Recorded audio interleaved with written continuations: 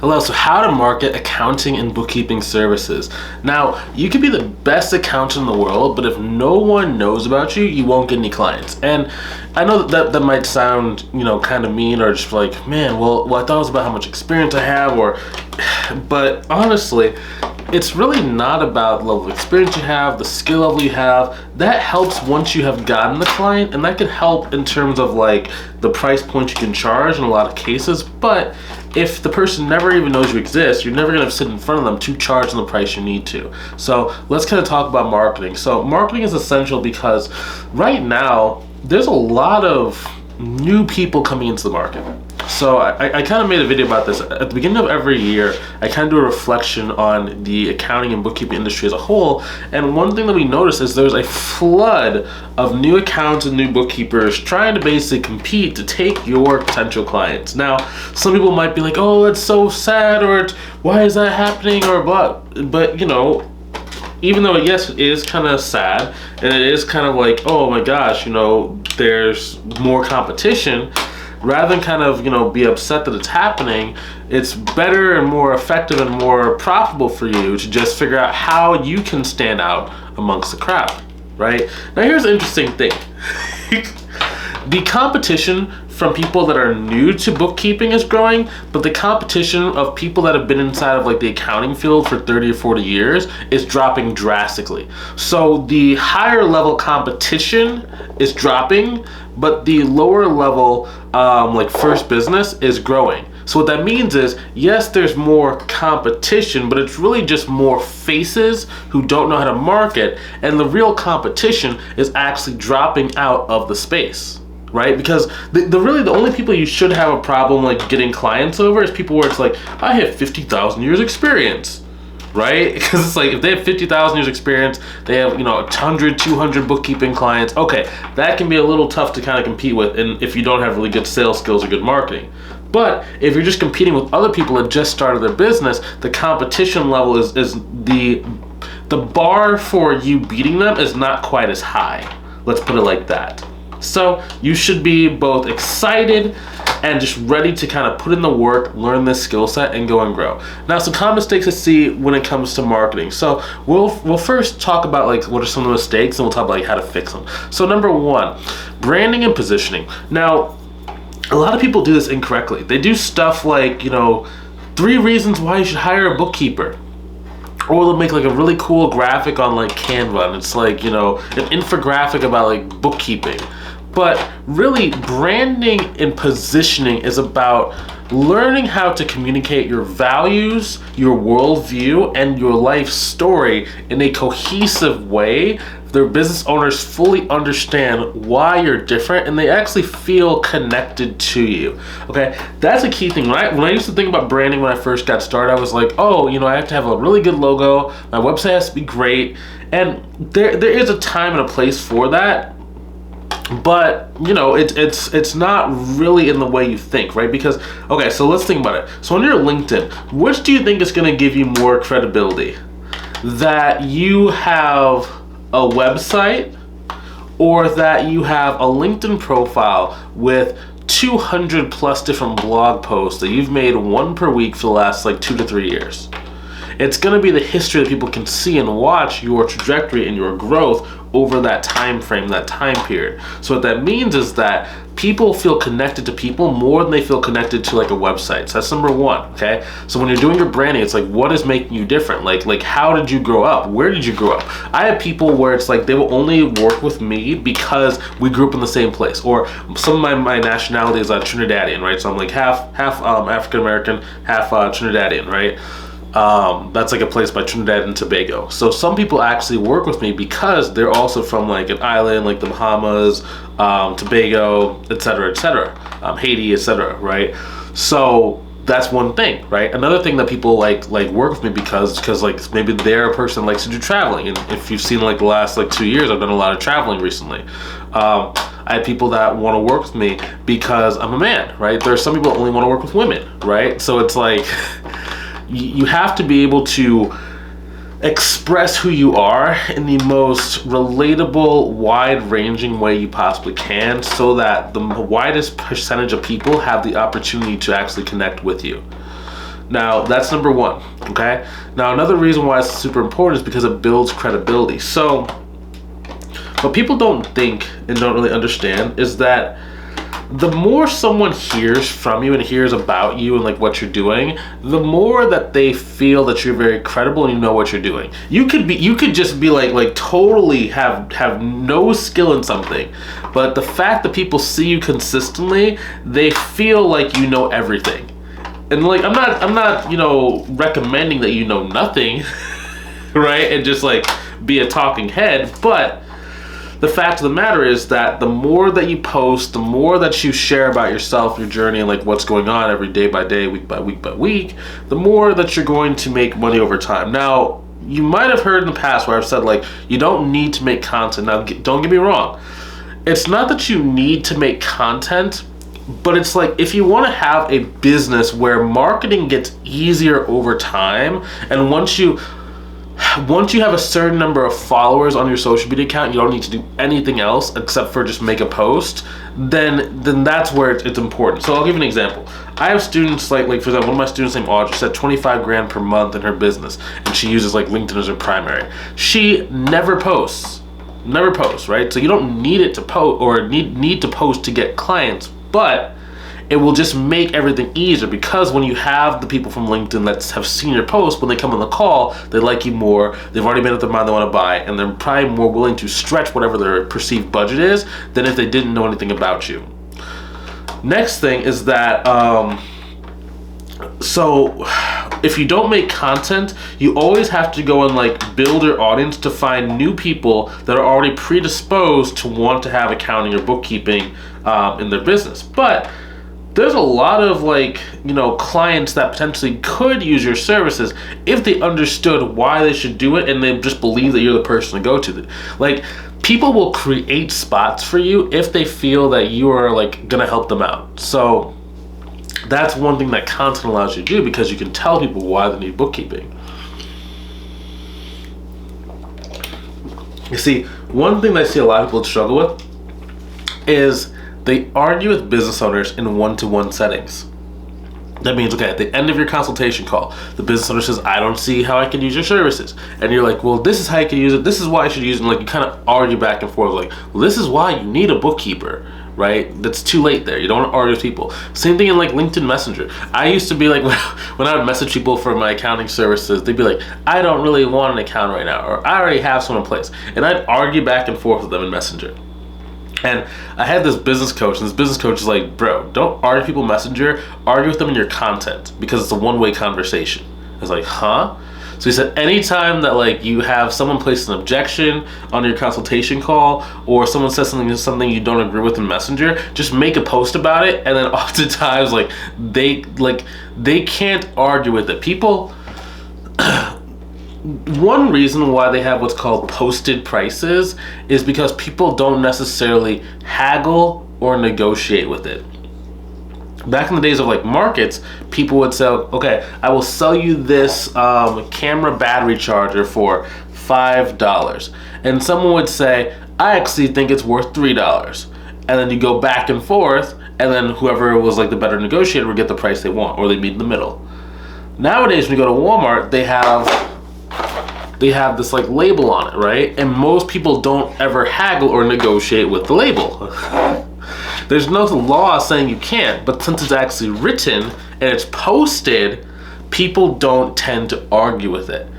So it's the same thing when you start making content where you're educating people on why they should work with you. No one's going to argue with it. Now, there are some people that might say like you're wrong, but those are not necessarily going to be your buyers. The buyers are the ones that consume, understand it, and then they kind of go with it from there. Okay? So that's posting. That should be like the base cornerstone of your base of your marketing campaign. Now, if you don't know how to like write, okay, we do teach inside of our program how to like write posts like that, or you don't even have to take that long. Like, there's a lot of AI tools. If you understand how to utilize what AI spits out and you can like make it into a cohesive post, then that can be really helpful. But it does take a little bit of skill.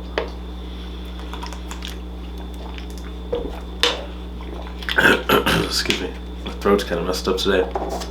It's all this dry air. It's the dry air, and I have the heater on in the office, so it's actually very funny.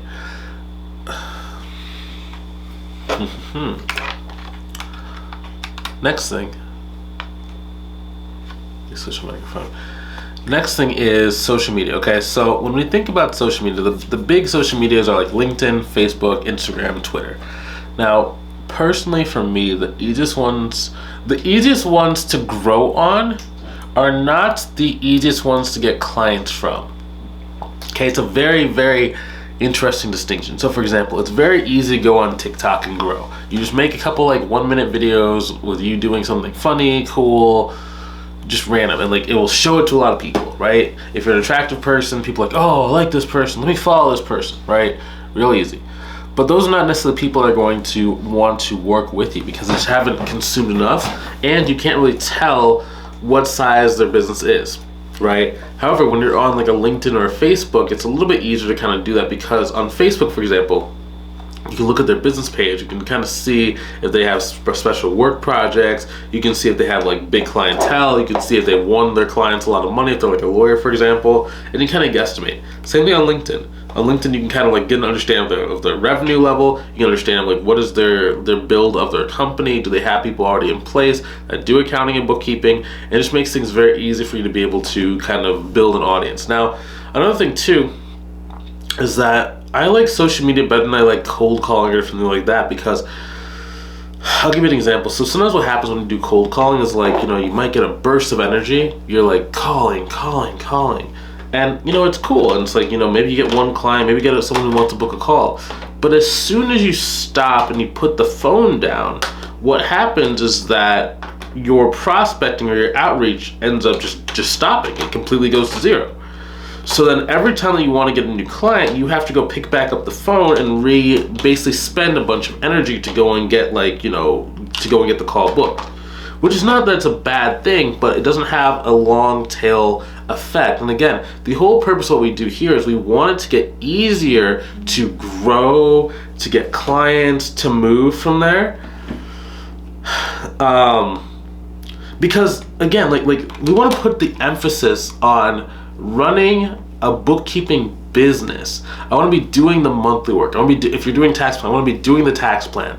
I want to be doing the, let's say the CFO services, right?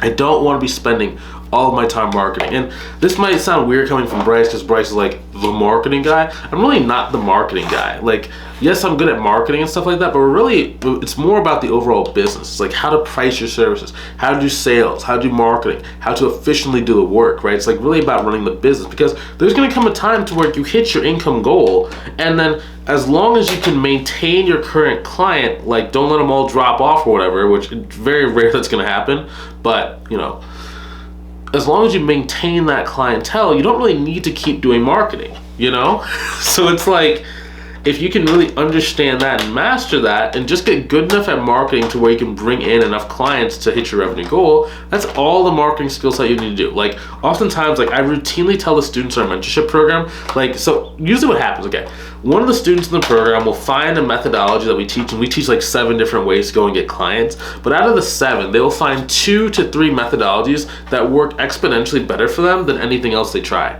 And from there, it's okay, so I want you to focus on, out of those 3 that work, focus on the 2 that work the best. Okay, you run that to go get an extra like 2 to 4 clients, or an extra 3 to 5K per month, and then from there you do the one that worked really, really well, and you have the second one in reserve just in case something happens to the first option. Like for example, let's say that you were doing like Instagram to grow. If your Instagram account ever gets deleted or whatever, okay, well now you have that second one kind of in reserve that can just pick up the slack.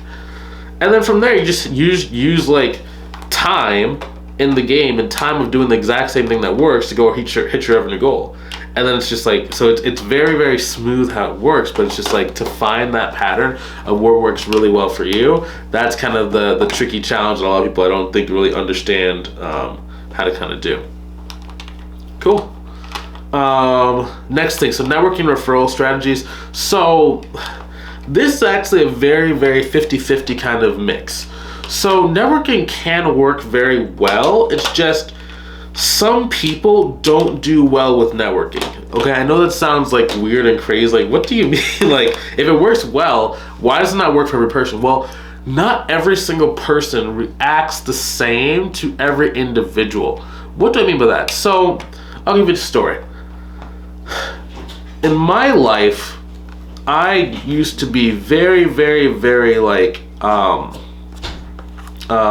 was like an immovable force. No, I was like a ferocious wind that would come through any situation that I would go through. If I needed something to happen and I had a person like who worked like front desk or someone that could help me out, I was figuring out a way to get them to help me to kind of like move. But then as I've gotten older, I don't necessarily need to do that. It naturally kind of happens because I slow down. I'm a lot easier, right? So I'll give you an example. So I was needing to get this like sleep study done because like my breathing is not very good when I sleep, right? It leads to me having like low energy. Now, the reason why is this story even relevant? Because I was trying to get this sleep study done to see like what was going on. It's like, is my sleep really messed up, or like what's kind of going on? So I went inside of there, and basically the lady at the front desk was like, okay, cool. So the next appointment is going to be like in 6 months from now. I'm like, 6 months from now? I need to figure this thing out now. Like, what's going on? What are we talking about? And I just like politely asked her, like in my objection handling voice, hey, so, you know, I understand like 6 months, that's kind of a long time. Like, is there any way that like maybe we can kind of like get me a little bit faster? And then she like paused, and all of a sudden she goes, actually, let me make a call. And she made like 2 calls and got me in 3 days later. So from a 6 month wait to 3 days later. Now some people can argue because like it's like, well, you just didn't take no for an answer. So of course you don't take no for an answer, then you're gonna get what you want in life. It's like, yes, I historically I would agree with you, yes. However, what I've started noticing is that people want to help people that are nice and are good, right? The better you are with people, the better you are in life, the more that people actually want to help you out. So, but I was taking that for granted because I was like, I always thought I was like, you know, it was my skill set of being able to get people to move and do and like help me out with what I wanted. But really, what it actually is that people just respond better to me than other people. And that happens for a lot of people. So it's like 50% of people, like, if you've never had someone like give you a free like $20 bill or a free $500 bills when you didn't even earn it, then you might not have that as your superpower. Not to be mean, I'm just kind of being honest, right? So you have to work at doing networking in order, like you have to work at learning how to build that familiarity with people so that you can start getting that effect, right? Of people helping you, of people wanting to give you stuff. Like we've had students in our program where literally at their church, they were speaking to a business owner, and that business owner literally referred them 20 people in the span of like a month, right? That's not normal. So that's why networking can be very hit or miss for most people. Now, one thing that is a little bit easier for most people to kind of get a hang of is referral partnerships. Now, I like referral partnerships for most people because as long as you can find someone who can take a liking to you, you'll end up getting referrals from these people, and oftentimes it allows your business growth to be a little more exponential because they have put in the time, the work, and the relationships to go basically meet all these different people, and then from there they connect you with the right ones who will like you because they like the referral partner, and it makes everything so much easier, and you just grow your business like that. So yeah, so that's why I like referral partnerships. Now, in terms of getting referral partnerships, you can utilize any social media platform that you want. So one misconception people have is that like the only referral partners are like CPAs. Now, it's not bad to go after CPAs in the beginning. It's just, it is a little bit more competitive than what it used to be. If this was like 2020, 2019, I would say like, no, you know, you can just reach out to a CPA. Even actually taking a step back, even back then, people would think about reaching out to CPAs and they would have trouble with that. Now that I think out loud, like a conversation flashed in my mind with this like one young lady.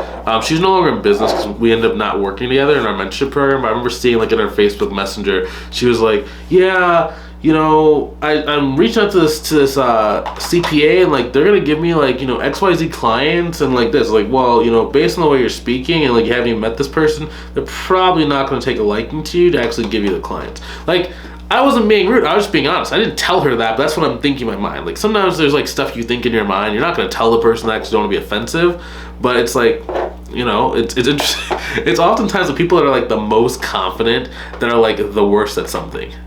Like I'm not necessarily speaking from experience, but like, yeah, like I was like for a lot of stuff in like my life, I was super delusional. Like I used to think what was the thing? Actually, no.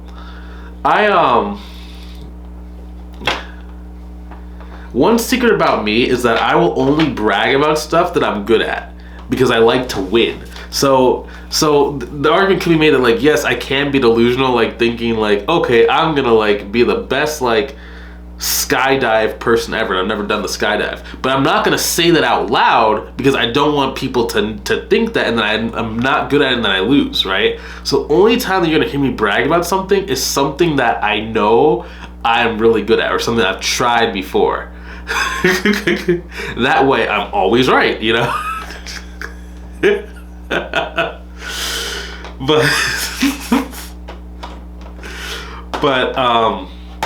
Yeah, so it's not just a secret code to go after like CPAs. The real secret when it comes to sorry, I'm playing around with all these with these coins. The real secret is to figure out who is your ideal client. So let's say it's either a specific dollar range, a specific industry, a specific personality. And from there, your job is to look at all the different vendors that come into contact with those people who either have authority over them or they have a friendship with them, right? So I'll give you an example. So let's say that you're talking to a business owner that's like in construction, and you found out they recently joined a sales coaching program from a company called Sandler, right? That's like an old school kind of like sales and marketing kind of like program. Generally it's for like really established companies, and like I think it's like between like 20 to 50,000 per year. Now, from there, you could go and form a partnership with a business coach like, you know, Sandler, and then they could start sending you clients, because when they tell people to do stuff, the business owner generally listens, right? Because they just paid Sandler money to tell them what to do and how to think. So that would be one example. Another example, let's say that you're talking to churches, for example, right? And like that's your target market. I had a student in our mentorship program who was like main target market was churches, because his dad owned a church and he was like really high in like church and stuff like that. So this guy basically had networking and referral partnerships with other pastors, right? So since he was going after churches, if a pastor likes you and a pastor owns a church and he has friends that also own churches, if he recommends you, you have your foot in the door, and it makes things moving really quickly. Awesome. Excuse me, man, sorry, my throat's just kind of still messed up. Next thing is running paid advertisements. So Facebook and Google Ads for accountants. So if you're just getting started, I probably would not do this. Like 90% of the time, I would not do this if you're just getting started, right? Because like most people, what's going to happen is like you're probably going to spend like $100 to $300. Now on Facebook ads, they have what's called a marketing pixel. It's basically a tracking code where every single time a person takes an action on a landing page or a website, it records and sends information to Facebook. The first $1,000 you spend on a Facebook ad is just telling that pixel who is a bad fit, who's a good fit. You're probably not going to get any sales from that, right? So it's like, that's why over time, people who spend a lot of money on Facebook ads generally get a really better results than people who spend a little bit of money on ads. So, and I'll tell you a different perspective. So, you know, the past like 3 or 4 years, I was spending like $60,000 a year on ads for like different like stuff I was doing inside my business. And what that did was it gave me really informed data for my marketing pixel. So nowadays, whenever I run ads very low budget. So like I'll spend anywhere between like $500 to like $2,000 a month, and I will get the same result, if not better, than when I was spending $60,000 a year. So I literally cut my advertising expense by anywhere between like 3 to 4x, but I'm still getting the same amount of outcome. And it's not just because the ads are better, but it's because my pixel is so trained now that it can take a dollar and it can find people that are potentially like clients from that dollar worth of spend. But if I was just starting out and I tried to spend $1, it would not be enough data for them to understand. Like to put it in perspective, my marketing pixel has basically seen 5 million people respond to my ad positively and negatively. And from there, it can basically do like a mental math or mental model inside of its head, right? Because all pixel is like, it's like AI code that like Facebook is using to understand who to show your ad to. It can basically show who it should send to, no matter how much money I spend. So I can spend a penny and I can still get leads that are actually really high quality. But if you don't have that, you have to build that up, right? So for most people, I would not recommend doing paid ads because you just don't have enough money or budget to spend. In the beginning, for a Facebook ad, it could cost you anywhere between like $750 to about $1,500 for a client. I've seen people pay up to $2,500 for one client before. Right, I would not advise you pay $2,500 for one client because that means you have to make sure that you can get the $2,500 back with your clients. Now, most people, if you don't have your pricing right, and only charging we'll say $250 a month, you're not gonna be able to recoup that investment for at least a year. That's a little bit dangerous to kind of do. Dangerous game to play. But if you are a little more experienced, and there's different things we can show you inside of our mentorship program. Now, there are other types of advertisements you can run. It just kind of depends on your budget. The minimum budget I would probably suggest for running for advertisement would be probably about $500, but it would be more buying leads. It wouldn't be advertising on the advertising method most people think. Most people think you just started running a Facebook ad and you get clients, but that's, again, it's going to cost you more money. So if you just go instead try and buy leads, it's not the best because a lot of leads you buy are going to be bad leads. It's going to be you pick up the phone, you try and call the lead, and it'll be Don, bad number. You know what I mean? So it's better than nothing, and it can be faster. However, it's not a silver bullet. Right, everything that you do is more like golden BBs, bunch of little golden BBs that you can shoot off. It's not a silver bullet that's gonna just pierce the heart of all of the villain, which is growing your business. Right? Cool.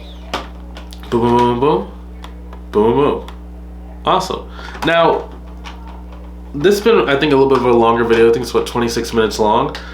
If this is stuff that you've been thinking about doing but it's just not quite working for you, or maybe you've been thinking about starting your business but it's just, I don't know, it's just, there's so much stuff that's sitting in front of you where it's the more videos you watch online, the more you're wow, there's a lot to this stuff. I want to just let you know that it doesn't have to be very complicated. If you join our mentorship program, we can just walk you through what should you be doing in a step-by-step manner so that you can get to your goal a lot faster, right? You see our testimonials, you see a lot of our videos where the students are getting wins faster. It's not that they're moving so fast. It's not that they are that they're supernatural, they're superhuman, or they're different than you. It's just they're doing the right things in a very concentrated manner over time that allows them to reach the projected goal. Right? It's almost like working with a personal trainer, right? Where it's I can give you the tools, I can give you the exercise, I can give you the workout, the meal plan, and as long as you follow through and you're not lazy, then you go and hit a certain goal because it's all based on statistics and based on mathematics. It's not based on hope. So if you feel that if you had a hand in your success and you want someone who can help you reach your goals, click the link inside the description, either above or below the video, to book a call with myself to see if I can help you inside of our mentorship program, okay? I'll talk to you soon. Hopefully you have a good rest of your day. If you want to do the call, I'll see you there. If not, I will see you inside of the next video. Take it easy.